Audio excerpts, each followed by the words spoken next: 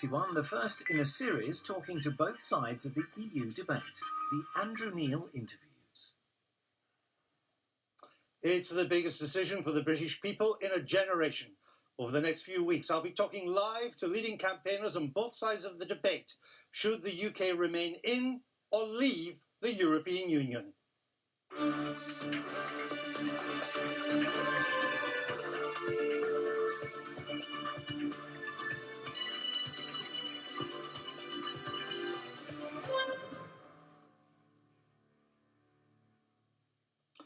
Just 17 days until voters go to the polls in the referendum on our membership of the European Union. Welcome to the first of 4 live programmes in which I'll be putting the claims of politicians on both sides of the debate to the test.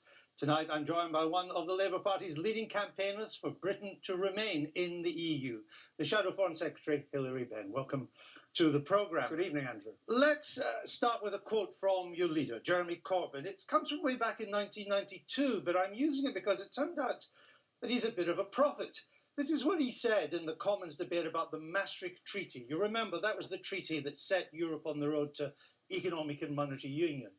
He said that it would take away from national parliaments the power to set economic policy, hand over to an unelected set of bankers who will impose the economic policies of price stability, deflation, high unemployment throughout the European community. Jeremy Corbyn. That was 24 years ago. What bit did he get wrong? Well, the Jeremy of today is campaigning for us to remain in the European Union because a lot of things have changed since the Maastricht Treaty was passed. We've had the biggest global crash since the 1930s. That's been very hard for families and affected people's incomes. But Jeremy's clear, we're clear, the Labour Party is campaigning the trade unions for us to remain in the European Union because what has membership given us, Andrew? Jobs, investment, growth. We are the most successful country in Europe for attracting foreign direct investment, protected workers' rights, which I hope we can talk about. We will indeed. It gives us security, influence in the world, and it's helped to secure peace. So those are all strong arguments why we're working to remain. Answered the question of what he got wrong there, because it would seem to me that he got it wrong right. The core project of the European Union is the Eurozone. We're not in it, but it's the core project. It's become synonymous with economic stagnation, suffering, mass unemployment, especially for young folks. And I'm just puzzled, why does Labour want to be in a union run by people who are prepared to inflict such pain and misery on ordinary people? Well, I think you answered the question in part when you reminded everyone we are not in the euro. Now, the last Labour government took that decision. It was a very wise choice to make at the time. It's even more wise in hindsight because we have an economy where unemployment is falling. There are a record number of people in work. And it is true that other European countries that are in the Eurozone, and it was their decision, are facing a tough time. But it is the core project of the European Union. But the global crash affected countries inside and outside the European Union. We understand that, but no more so in the Western world than in the Eurozone. And we know how bad it's been. And I'm just puzzled why you want to be allies with people in a union, an institution that wishes to and has been prepared to inflict such pain.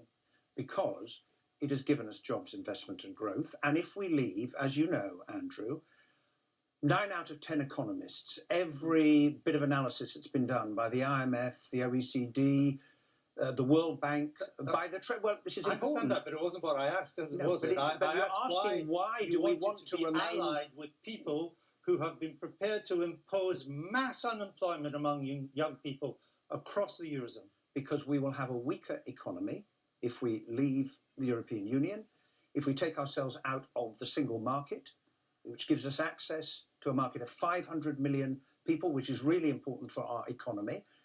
It will raise prices. The Governor of the Bank of England says it may lead to a recession. Now, we've just been through the most painful recession since the 1930s. Why would we want to even run the risk of going through that all over again? And that's why Jeremy and all of us are campaigning to remain in the EU, Andrew. I understand that, which is why we're here to talk about it tonight. Let's come on to workers' rights. You mentioned that right at the top. Now, you've argued that the EU safeguards British workers' rights. Why are we incapable of doing that ourselves? We're capable of doing both. One of the things about this debate, Andrew, is the Leave campaign suggests we can either have workers' rights in Britain or we can have them in Europe, or we can either trade with Europe or we can trade with the rest of the world. The truth is we can do both. And I'll tell you why we have them. Because if there weren't common rights, and the European Union protects workers' rights right across the EU, limits on working time, paid holiday, fair rights for women at work, protection for agency and temporary workers. The Leave campaigners describe those as red tape and bureaucracy and regulation. Are you really saying, let's take paid holiday, which everybody counts on. Are you really saying that if we left the EU, we'd no longer be able to count on paid holiday? We've had paid holidays since 1938, which was a little bit before joining the European Union. Well, we didn't have in this country, as you know, Andrew, until the Working Time Directive was passed, a statutory right to paid holiday for every worker in the United Kingdom, and we didn't have limits on working time. And I'll tell you why there is a risk. Priti Patel, who's one of the prominent Leave campaigners, has said she'd like to halve employment rights. Boris Johnson complained that the Prime Minister didn't get to grips with this problem, as he sees it, during the renegotiation. When Ian Duncan Smith was on your programme and was asked, well, what is this bureaucracy you don't like? What did he refer to? Health and safety legislation. And my challenge to them is this. You know, I worked for the trade union movement for 20 years. I know how hard it was to win those rights. But what rights are they going to seek to take away? And it's about time they came clean to the British people. All right, but there's a second reason. No, I'm not going to go into the second. No, because the second you need to reason answer why the question I'm first. answering the question. No, I'm going to ask it. How much paid holiday does the EU guarantee? It guarantees less than currently applies in the UK because it is a flaw. Right, and it's British a flaw, law, and it prevents British law a race to the guarantees bottom. more paid holiday than EU law. And that, so why would we lose that if we came out of the EU? And that shows exactly why we can build on the basic rights that Europe provides. But we had it before the EU. We didn't have a statutory right to paid holiday. And for example, it was a judgment of the European Court of Justice, Andrew, that won for women part-time workers the right to join pension schemes under a court case that was brought. But why do we have common rights across Europe? I'll tell you why. We have a single market with single rules. If there weren't common employment rights across Europe, it allows the bad employer to undercut the good and the worst employer to undercut the bad. If one European country said, right, no, we're going to weaken our workers' rights, and jobs started disappearing from Britain towards that country, what is the first thing that people would say? We need common rules throughout the European Union. And therefore, those workers' rights protect workers right across all 28 member states. But Mr. Benn, there is no prospect of any British government being elected that was going to abolish or reduce paid holidays or reduce maternity and paternity leave. That's not going to happen. It's just scaremongering. It isn't scaremongering because I'm taking the Leave campaigners on their own words. They're not the government, and they've not been elected as a government. I mean, let's just take maternity leave. How much does the EU law guarantee on maternity leave? We have better provision now because we chose to do that. But it's still British important. law.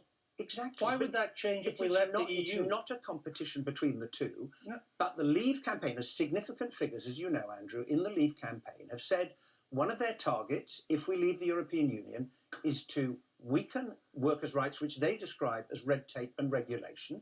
And there's lots of people who go to work who are protected by health and safety legislation. When Chris Grayling, who is a member of the government and a prominent Leave campaigner, says that he regards that as bureaucracy and regulation, Ben, we're perfectly entitled to ask them. They would have to be elected to do indeed, that. The trouble is we have a Conservative government.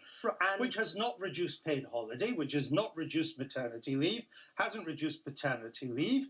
And if a Labour government was elected in 2020 outside the EU, you could strengthen these protections. You would have a mandate to do so. Indeed, and we have a much better record of doing that. As Labour in government, the Conservatives have ever done it, for the reason I set out, that it provides protection right across the EU and it prevents a race to the bottom.